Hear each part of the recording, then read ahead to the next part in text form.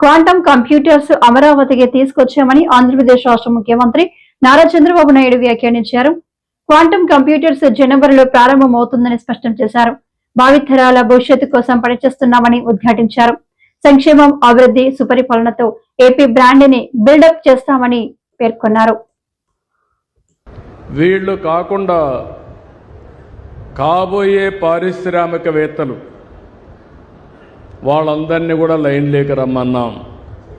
ఇంకొక పక్క నేను పనిచేసేది భావితరాల భవిష్యత్తు కోసం. ఇక్కడే పిల్లలున్నారు, 7వ తరగతో 8వ తరగతి చదువుకుంటున్నారు. మీరు చదువు పూర్తయ్యే కొందికి మీరు ఎక్కడికి పోయే పని లేకుండా మీ ఊర్లో కానీ మీ ప్రాంతంలో ఉద్యోగాలు ఇప్పించే బాధ్యత నాది. అదే మాదిరిగా ముందందరం కష్టపడేవాళ్ళం. ఇప్పుడు కష్టపడడం కాదు, ఇష్టపడి పనిచేస్తే, స్మార్ట్గా పనిచేస్తే ఏదైనా సాధ్యమని మరొకసారి పిల్లలందరికీ తెలియజేస్తున్నా. ఈరోజు అందుకనే టీనేజ్ పిల్లలున్నారు, 7వ తరగతి నుంచి. అక్కడి నుంచి ఆలోచనలే మారుతూ ఉంటాయి. అందుకనే మిమ్మల్ని అందరినీ కూడా ప్రభుత్వంలో భాగస్వాములు చేయాలనుకుంటున్నాను. నేను తీసుకునే ప్రభుత్వ విధానాలు ఈ పిల్లల కోసం, భావితరాల కోసం, వాళ్ళను కూడా భవిష్యత్తులో విధాన నిర్ణయాల్లో భాగస్వాములు చేస్తానని మరొకసారి పిల్లలందరికీ విజ్ఞప్తి చేస్తున్నా. మీరు కూడా దీన్ని ఉపయోగించుకోవాలి. ఏ విధంగా ఉపయోగించుకుంటారో చెప్తాను. ఈరోజు నా జీవితంలో చాలా హ్యాపీయెస్ట్ డే. ఎందుకు ఆ మాట అంటున్నానంటే 87 ప్లేసెస్లో ఒక నూతనమైన కాన్సెప్ట్ కోసం, 1 ఫ్యామిలీ 1 ఆంటర్ప్రెన్యూర్, అందరూ ఉద్యోగాలు ఇస్తూ ఉంటారు. నేను ఉద్యోగమే కాదు, నిన్ను పారిశ్రామికవేత్తగా చేస్తానని చెప్పిన మొట్టమొదటి ప్రభుత్వం తెలుగుదేశం ఎన్డీఏ ప్రభుత్వం. అలాంటి ఒక హిస్టారికల్ డే. అనేక సార్లు నేను ముఖ్యమంత్రి అయ్యాను, అనేక పెట్టుబడులు తీసుకొచ్చాం. అందరూ మాటలు చెప్తారు, నేను చేసిన పనులే నాకు సాక్ష్యాలు. ఈరోజు నర్సీపట్నం మున్సిపాలిటీ జెడ్పీ హై స్కూల్లో మంగళవారం జాతీయ విద్యా దినోత్సవం ఘనంగా నిర్వహించారు. పాఠశాల హెడ్ మాస్టర్ రవి ఆధ్వర్యంలో భారతదేశ తొలి విద్యాశాఖ మంత్రి చిత్రపటానికి పూలమాలలు వేసి నివాళులర్పించారు. అనంతరం ఆయన మాట్లాడారు. మనకే ఎక్కువగా ఉంది. మనం చేసుకుంటే విద్య తెలియని వాళ్ళు, విద్యకు దూరంగా ఉన్నవారు ఏం చేస్తారు? మన ద్వారా దాని గురించి తెలుసుకుంటారు, విద్యావంతులు అవుతారు. అంటే ముందుగా మనం విద్యావంతులు అవ్వాలి. అందుకోసం మనం ఇందులోకి వచ్చాం. మరి ఈ రోజే చేయడానికి కారణం ఏంటి? నవంబర్ 11నే భారతదేశంలో జాతీయ విద్యా దినోత్సవం చేసుకోవడానికి కారణం ఏంటి? ఈయన పుట్టినరోజు. ఎవరు? మౌలానా అబుల్ కలాం ఆజాద్ గారి పుట్టినరోజు. 1888లో నవంబరు 11న ఆయన జన్మించాడు. ఎక్కడ జన్మించాడు? మక్కాలో. మన దేశంలో లేదు, వాళ్ళ అమ్మనాన్న మక్క వెళ్ళినప్పుడు జన్మించారు అనమాట. కానీ అక్కడి నుంచి మైగ్రేషన్ అయ్యి ఇండియా వచ్చారు. అయితే మరి ఈయన పుట్టినరోజు నాడే విద్యా దినోత్సవం జరుపుకోవడం ఏంటి? నా పుట్టినరోజు లేదేంటి? పాకిస్తాన్ పుట్టినరోజు లేదేంటి? ఆలోచన చేయొచ్చు కదా,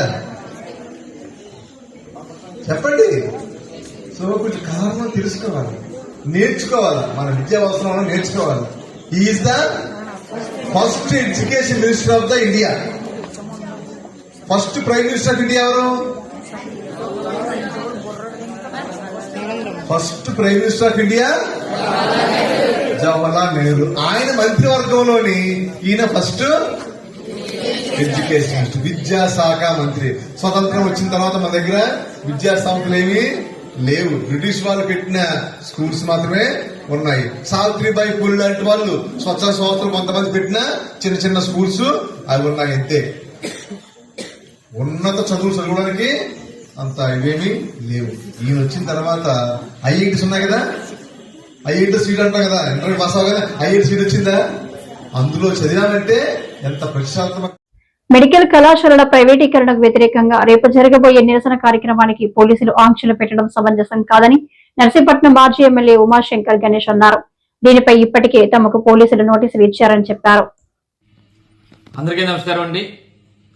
మరి మెడికల్ కాలేజీలు ప్రైవేటీకరణ చేస్తున్న సందర్భంగా మరి వాటికి వ్యతిరేకంగా రేపు రాష్ట్ర వ్యాప్తంగా వైఎస్ఆర్ కాంగ్రెస్ పార్టీ ఆధ్వర్యంలో మా రాష్ట్ర పార్టీ అధ్యక్షులు వైఎస్ జగన్మోహన్ గారి పిలుపు మేరకు మరి ప్రతి నియోజకవర్గంలో కూడా మరి నిరసనలు తెలుపుతూ మరి ఒక ర్యాలీ కార్యక్రమం చేయాలని చెప్పి పిలుపునివ్వడం జరిగింది. అందులో భాగంగానే మన నర్సీపట్నంలో కూడా రేపు మరి ర్యాలీ చేసే కార్యక్రమంలో భాగంగా మరి అప్పటికే పోలీసులు ఆంక్షలు కూడా పెట్టడం జరిగింది. అప్పుడే నేను నోటీసు కూడా మరి పోలీసులు కూడా ఇవ్వడం జరిగింది. ఏంటంటే ఆ నోటీసులు ఏంటంటే ఈ నెల 1వ తారీఖు నుంచి 30 వరకు కూడా మరి సెక్షన్ 30 అమల్లో ఉందని మరి ఈ 30 రోజు ఈ నెలాఖరు వరకు కూడా ఎటువంటి నిరసనలు కానీ ర్యాలీలు కానీ చేయకూడదని చెప్పి పోలీసు వారు అప్పటికి కూడా ఆంక్షలు నిన్నటి నుంచి స్టార్ట్ అయినాయి. నేను ఒకటే చెప్తున్నా, ఈరోజు ఆనాడు జగనన్న ప్రభుత్వంలో మా ప్రాంతంలో మాకరపాలెం ప్రాంతంలో మెడికల్ కాలేజీ ప్రభుత్వ మెడికల్ కాలేజీ ఉండడం వల్ల ఈ ప్రాంతంలో వేలాది మందికి ఉచితంగా వైద్యం అందించాలని ఒక సంకల్పంతో చేస్తే దాన్ని ఈ కూటమి ప్రభుత్వం వచ్చిన తర్వాత ప్రైవేటు పరం చేసి ప్రైవేటు వారికి దారాదత్తం చేస్తున్న కార్యక్రమంలో భాగంగా దానివల్ల మా ప్రాంతంలో ప్రతి ఒక్కరు కూడా ఈరోజు రాష్ట్రంలో ప్రతి ఒక్కరు కూడా ఈ ప్రైవేటు పరం చేయడం వల్ల ప్రతి ఒక్కరు కొన్ని లక్షల మంది కోట్ల మంది మరి ఉచితంగా వైద్యాన్ని కోల్పోతున్నారు కనుక దానికి నిరసనగా రేపు కార్యక్రమం చేపడుతున్నాం. మరి ఎన్ని ఆంక్షలు పెట్టినప్పటికీ కూడా నర్సీపట్నం నియోజకవర్గంలో పోలీసులు ఎన్ని ఆంక్షలు పెట్టినప్పుడు కూడా పార్టీ నాయకులందరినీ కూడా కోరుతాను, రేపు ఉదయం 9 గంటలకల్లా మీరు నర్సీపట్నం రావాలి. కంపల్సరీగా మన తాలూకా నిరసనని ప్రజల ద్వారా మనందరూ కూడా ఈ ప్రభుత్వానికి తెలియపరిచి మరి పెద్ద ఎత్తున రేపు నిరసన కార్యక్రమంలో పాల్గొనాలని. ఎన్ని ఆంక్షలు పెట్టినా ఎన్ని కట్టడి చేసిన పోలీసులందరూ కూడా రేపు మన బోర్డర్లో ఎంతమంది పోలీసు యంత్రాంగం పెట్టినా సరే ప్రతి ఒక్కరు కూడా కార్యకర్తలు నాయకులందరూ కూడా పాల్గొని మరి ఈ ర్యాలీని విజయవంతం చేయాల్సిందిగా కోరుకుంటూ నమస్కారం తెలుపుకుంటున్నాను. జై జగన్. నమస్కారం. విశాఖ గాజువాక శ్రీ విశ్వ కళాశాల స్కాలర్షిప్ పరీక్ష ఉక్కు నగరంలో డిఏవి స్కూల్లో శ్రీ విశ్వ కళాశాల యాజమాన్యం నిర్వహించింది. గతంలో ఎన్నడూ లేని విధంగా భారీ సంఖ్యలో శ్రీ విశ్వ కళాశాల స్కాలర్షిప్ టెస్టులో పాల్గొన్నారు. శ్రీ విశ్వ కళాశాల స్కాలర్షిప్ పరీక్ష ఉక్కు నగరంలో డిఏవి స్కూల్లో శ్రీ విశ్వ కళాశాల యాజమాన్యం నిర్వహించింది. గతంలో ఎన్నడూ లేని విధంగా భారీ సంఖ్యలో శ్రీ విశ్వ కళాశాల స్కాలర్షిప్ టెస్ట్లో పాల్గొన్నారు. శ్రీ విశ్వ డైరెక్టర్ కోన రమేష్ కుమార్ ఆధ్వర్యంలో ఈ టెస్ట్ నిర్వహించారు. అనకాపల్లి, లంకెలపాలెం, గాజువాక, పెదగంట్యాడ, మల్కాపురం, విశాఖపట్నం, పెందుర్తి, సబ్బవరం నుండి విద్యార్థులు పాల్గొన్నారు.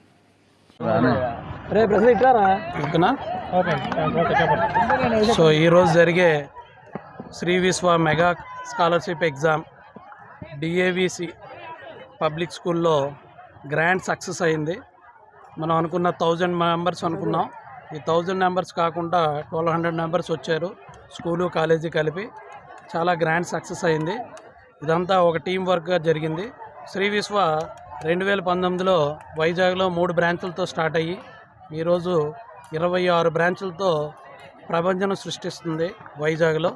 అలాగే ఈ సంవత్సరం 2026-27 ఇయర్కి మన కూరనపాలెంలో కూడా స్కూలు కాలేజీ 4th క్లాస్ నుంచి 9th క్లాస్ వరకు స్కూలు, అలాగే ఇంటర్మీడియట్ ఫస్ట్ ఇయర్ కూడా అడ్మిషన్ తీసుకోవడానికి ఈరోజు జరిగే మెగా స్కాలర్షిప్ టెస్ట్ అనేది జరిపాం.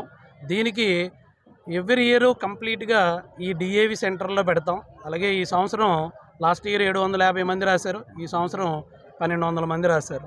ఈ ఎగ్జామ్ ఏంటంటే కంప్లీట్గా మెరిట్ ఓరియంటెడ్గా ఉంటుంది. దీన్ని స్టూడెంట్స్కి చాలా యూస్ఫుల్ జరుగుతుంది. ఎలా అంటే మన ఎగ్జామ్లో కంప్లీట్గా 240కి పేపర్ ఉంటుంది. ఈ 240లో మ్యాక్సిమం 180-190 మార్క్స్ వచ్చే వాళ్ళకి 100% కన్సెషన్ ఉంటుంది. అలాగే 50% కన్సెషన్, 25% కన్సెషన్ ఉండి చాలా జెన్యూన్గా మనం రిజల్ట్ ఇచ్చి పేరెంట్ని కౌన్సిలింగ్ చేసి పిల్లడి యొక్క లైఫ్ని 100% శ్రీ విశ్వాలో పెడితే బెనిఫిట్ ఏంటి ఉంటుంది అనేది ఎక్స్ప్లెయిన్ చేస్తాం. ఎందుకంటే గత 5 ఇయర్స్లో 650 ఐఐటి ఎన్ఐటి సీట్లు ఇచ్చాం.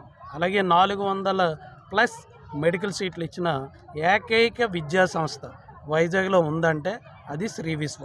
మెడికల్ కాలేజీ ప్రైవేటీకరణకి వ్యతిరేకంగా రేపు 12వ తారీఖున కురుపాంలో ర్యాలీకి వైఎస్ఆర్ పార్టీ ప్రజలు పెద్ద ఎత్తున పాల్గొని విజయవంతం చేయాలని పిలుపు. పార్వతీపురం మన్యం జిల్లా గుమ్మలక్ష్మీపురం ఎంటీఓ ఆఫీస్ ఆధ్వర్యంలో ఎంపీపీ దినమయ్య రేపు జరగబోయే మెడికల్ కాలేజ్ ప్రైవేటీకరణకు వ్యతిరేకంగా కురుపాంలో భారీ ర్యాలీ నిర్వహిస్తున్నారు. ర్యాలీకి ప్రతి ఒక్క వైసీపీ కుటుంబ సభ్యులు ప్రజలు పెద్ద ఎత్తున పాల్గొని జయప్రదం చేయాలని తెలియజేస్తూ కరపత్రం విడుదల చేశారు. ఈ కార్యక్రమంలో ఎంపీపీ దీనమయ్య, సర్పంచ్ సంఘం అధ్యక్షుడు బొత్తాడ గౌరీశంకర్రావు, ఎల్విన్పేట సర్పంచ్ స్రవంతి, వైసీపీ నాయకులు గోపాల్, గిరి, పార్టీ నాయకులు పాల్గొన్నారు. మెడికల్ కాలేజీల ప్రైవేటీకరణ కార్యక్రమం రేపు 12వ తేదీన రాష్ట్ర వ్యాప్తంగా మెడికల్ కాలేజీల ప్రైవేటీకరణకు వ్యతిరేకంగా వైఎస్ఆర్ కాంగ్రెస్ పార్టీ భారీ ర్యాలీ కార్యక్రమం చేపడుతుంది. వైఎస్ఆర్ కాంగ్రెస్ పార్టీ అధినేత శ్రీ జగన్మోహన్ రెడ్డి గారి పిలుపు మేరకు మా గుమ్మలక్ష్మీపురం మండలం నుంచి కురుపాం నియోజకవర్గ పరిధిలో పార్వతీపురం మన్యం జిల్లా వైఎస్ఆర్సీపీ అధ్యక్షులైనటువంటి శ్రీ సత్యచర్ల పరీక్షితరాజు గారు నాయకత్వాన మాజీ డిప్యూటీ ముఖ్యమంత్రి వర్యులు గిరిజన ఆడపడుచు శ్రీమతి పాముల పుష్ప శ్రీవాణి గారి సారథ్యంలో తరలి వెళ్ళి రేపటి మెడికల్ కాలేజీల ప్రైవేటీకరణ ర్యాలీని విజయవంతం చేస్తామని గుమ్మలక్ష్మీపురం మండలం వైఎస్ఆర్ కాంగ్రెస్ పార్టీ కుటుంబ సభ్యులంతమంది కూడా తెలియజేసుకుంటున్నాం. రేపటి కార్యక్రమాన్ని ఉద్దేశించి ఈరోజు మా గుమ్మలక్ష్మీపురం మండలంలో ఈ యొక్క మెడికల్ కాలేజీల ప్రైవేటీకరణకు నిరసనగా వాల్ పోస్టులను ఆవిష్కరణ చేయడం జరిగింది. జై జగన్ నాయకత్వం, శ్రీవాణమ్మ గారి నాయకత్వం, శ్రీవాణమ్మ గారి నాయకత్వం, పరీక్షిత్ రాజు గారి నాయకత్వం, పరీక్షిత్ రాజు గారి నాయకత్వం, పరీక్షిత్ రాజు గారి నాయకత్వం.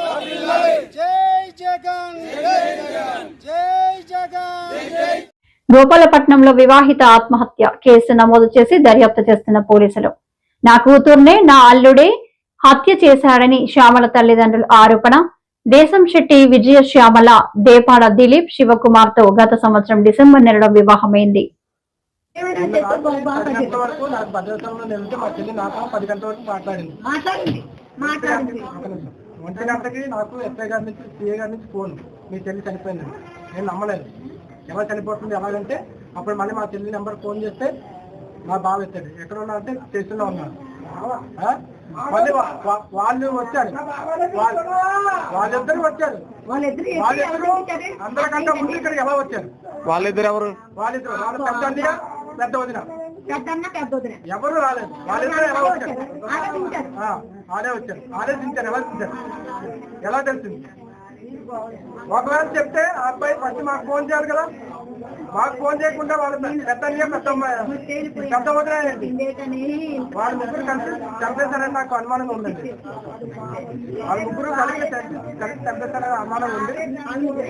వాళ్ళు ఆ ఫ్యామిలీతో ఒక 15 days బ్యాక్ అన్ని టూర్లు తిరిగారు. నోట్ చేసుకోండి. అన్ని తిరుపతి అవన్నీ తిరిగారు. అప్పుడు కూడా చెప్పలేదు మాకు. కానీ వాళ్ళందరూ వీళ్ళిద్దరూ ప్లస్ అంటే ఇప్పుడు మీ సిస్టర్ ఎప్పుడైనా మీకు ఫోన్ చేసి కట్నం కోసం కానీ భూమి కోసం కానీ హెరాస్మెంట్ చేస్తారని నేను చెప్పారా? నాకు డైరెక్ట్ గా అబ్బాయి చెప్తున్నారని చెప్పలేదు. కానీ మాట్లాడట్లేదు, దూరంగా వస్తాడు, ఇష్టంగా ఉండట్లేదు, ఆ విధంగా తెచ్చింది. నాకు మాత్రం చెప్పాడు, పాస్బుక్లు అవ్వాలా, పాస్బుక్లు చెయ్యాలా, పాస్బుక్లు చేయకపోతే ఎలాగా. డిసెంబర్ 6వ తారీఖు అయ్యింది బాబు. అసలు 3 ఏళ్ళు ఉండి వచ్చేసి ఇక్కడ అప్ అండ్ డౌన్ తిరగలేక ఇక్కడికి వచ్చి పెట్టరా బాబు అంటే పెట్టారు. నేనంతా పెట్టమన్నది. పిల్లలు పాడైపోతున్నారు అంటే ఇక్కడ పెట్టండి అంటే పోనీలే తీసాడు కదా అనుకున్నాం. వస్తనే ఉన్నాం, ఆడు వస్తనే ఉన్నారు. వచ్చినప్పుడు ఏదో చెప్పాలా మాకు? కట్నాలు ఇప్పుడు అంత 50 లక్షలు ఖర్చు పెట్టుకున్నాను. 30 అదొక 5 తులాలు ఫస్ట్ పెట్టాను. మళ్ళీ మొన్న 5 తులాలు కొనిచ్చాను. ఎంత పని చేశాడు. ఎంత కూడా నేను సంతోషిస్తాను. ఏమని భూమి రాయలేదని పేచి పెట్టాడేమో నాకు తెలియదు. అది అడిగాను, అమ్మ భూమి రాస్తే పాస్బుక్ ఉంటే పేచి పెడుతున్నాడా అని అడిగా. అదేంటి ఆ అమ్మ ఆడుతుంది, ఆ అమ్మ అంటుంది, ఈ దిలీప్ నేను అనిపిస్తుంది, దిలీప్ నడిపేస్తుంది, వాళ్ళ అమ్మ వాళ్ళను అలా అమ్మ. నెయ్యి కల్తీగాళ్లను వెనకేసుకొస్తున్న వైసీపీ అని ఎమ్మెల్సీ పంచుమర్తి అనురాధ తెలిపారు. ఈ మేరకు ఆమె మీడియాతో మాట్లాడుతూ ధనదాహం కమిషనర్లకు కక్కుర్తిపడి గత వైసీపీ ప్రభుత్వ పెద్దలు అత్యంత పవిత్రమైన శ్రీవారి లడ్డు ప్రసాదాన్ని సైతం కల్తీ చేశారని ఆమె ఆరోపణ చేశారు. చిత్తుగా ఓడిన ఈ జగన్మోహన్ రెడ్డి 2019లో ఎక్కడ ఓడిపోతానో అనే భయంతో సానుభూతి కోసం సొంత బాబాయిని వివేకానంద రెడ్డి హత్యని ఆసరాగా తీసుకొని అతని హత్య చేయించి దాన్ని ఒక ట్రంప్ కార్డు లాగా ఉపయోగించుకొని గెలిచిన ఈ జగన్మోహన్ రెడ్డి శాండ్ మాఫియానే కాదు, లిక్కర్ మాఫియానే కాదు, అక్రమ మైనింగే కాదు, అత్యాచారాలే కాదు, గంజాయే కాదు, ఇలాగ అనేక అక్రమ సంపాదన గడిస్తూ చివరికి దేవాలయాల్ని కూడా వదిలిపెట్టకుండా దేవాలయాల నుంచి కూడా అక్రమ సంపాదన ఎలా చెయ్యాలో తన సొంత మనుషులకి నేర్పిన హీన చరిత్ర ఈ జగన్మోహన్ రెడ్డిది. అందులో భాగంగా తిరుపతి దేవస్థానాన్ని కూడా వీళ్ళు వదిలిపెట్టలేదు. రాజశేఖర్ రెడ్డి హయాంలో 7 కొండల్ని 2 కొండలు చేస్తా, అది చేస్తా, ఇది చేస్తా అని పైలోకాలకి ఎలా వెళ్ళిపోయాడో ప్రజలందరికీ కూడా తెలుసు. ఆనాడు వాళ్ళ నాన్న కూడా కరుణాకర్ రెడ్డి అనే నాస్తికుణ్ణి మరి తెలుగుదేశం తిరుమల దేవస్థానం చైర్మన్గా నియమించడం జరిగింది. అదే బాటలో ఈ జగన్మోహన్ రెడ్డి కూడా కక్ష గట్టినట్టుగా తిరుపతి దేవస్థానాన్ని ఏదో రకంగా ఒక మకిలి సృష్టించాలి, హిందూ మనోభావాల్ని దెబ్బతీయాలి,